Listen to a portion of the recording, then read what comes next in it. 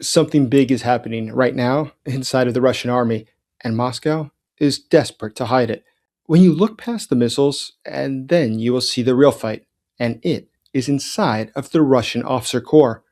Ever more, paper obedience is rising while real execution is decaying. And on February 10th, the mask slipped. Roskomnadzor, the Russian censor agency, began to throttle Telegram, a messaging app, and this made it impossible for the colonels on the front to communicate. But perhaps this is not so much about the colonels on the front communicating. This was not so much about censoring people in Russia. But how about if this was to make sure that the colonels cannot conspire against the Kremlin? In fact, consider if this was all just a show. This was all being done just to make sure that nobody could turn against the state. The friction that we see today is the spark before the entire operational engine begins to seize.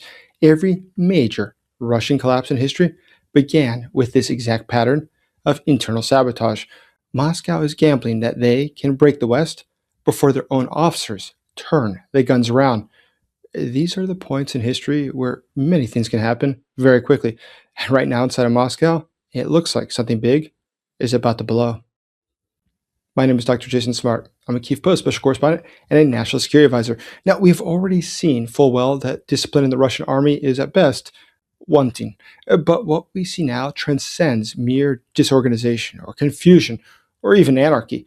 That could have been any day in the Russian army in the past 200 years. What we're seeing now is different. What we are seeing is that the military elites understand that perhaps their greatest enemy isn't on the other side of the front line, but perhaps the real enemy is behind them, those who say they have their back.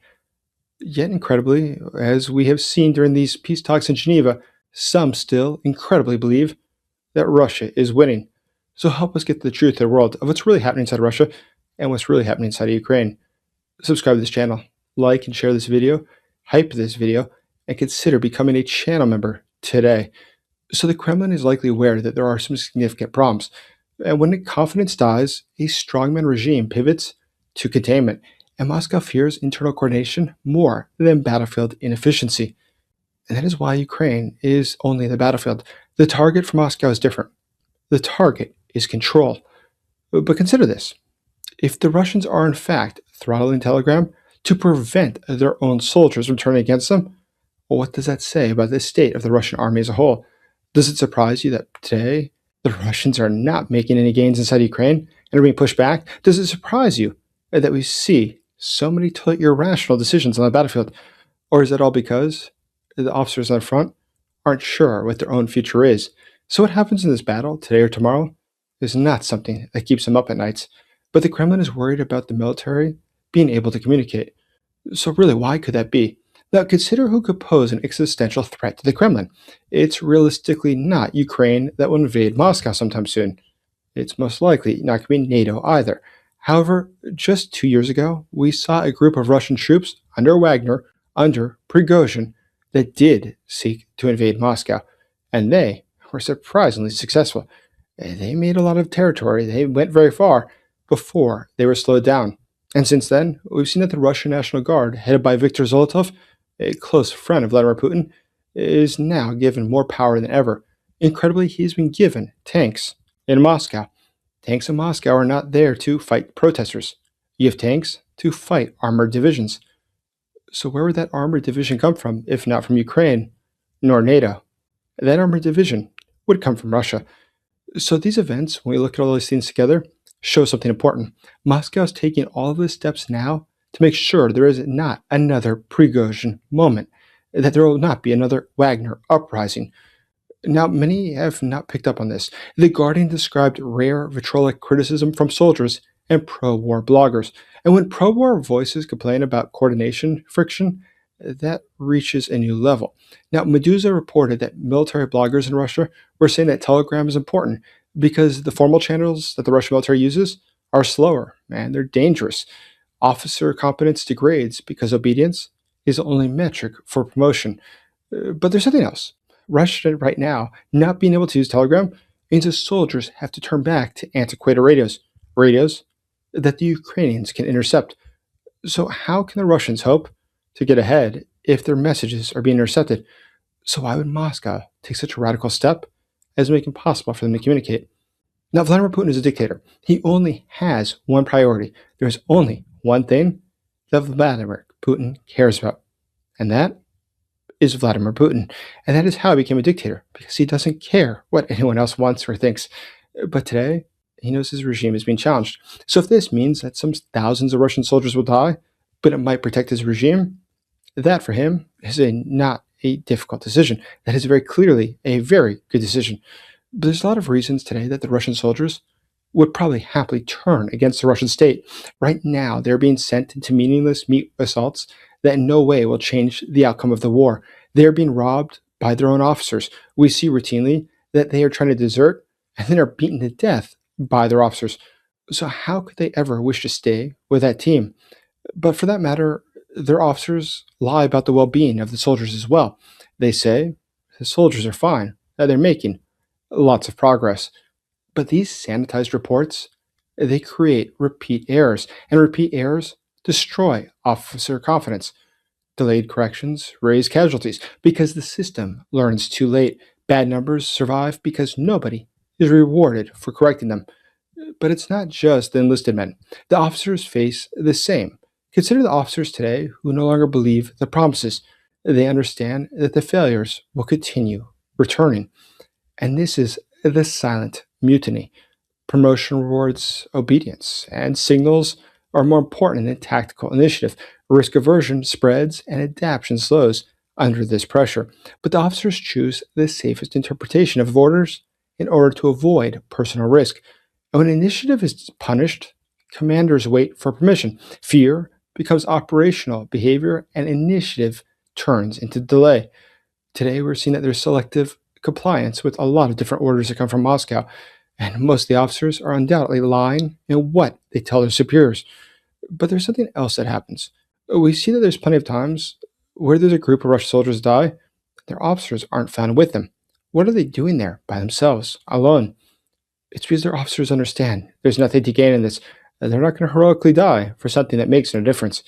And today, they realize that things are not looking good. War punishes slow systems through logistics. Messaging disruption means convoys miss routes, and it's going to be harder to coordinate.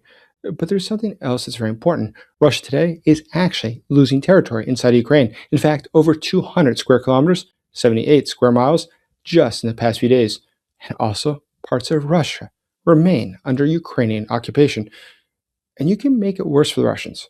Check out the first pinned comment below, and right below the question of the day that I hope you'll answer, be sure to check out this video that's very important about what's happening in Russia and how this all fits together. But right below that, see how you can donate for the Ukraine soldiers to get what they need to fight and to win.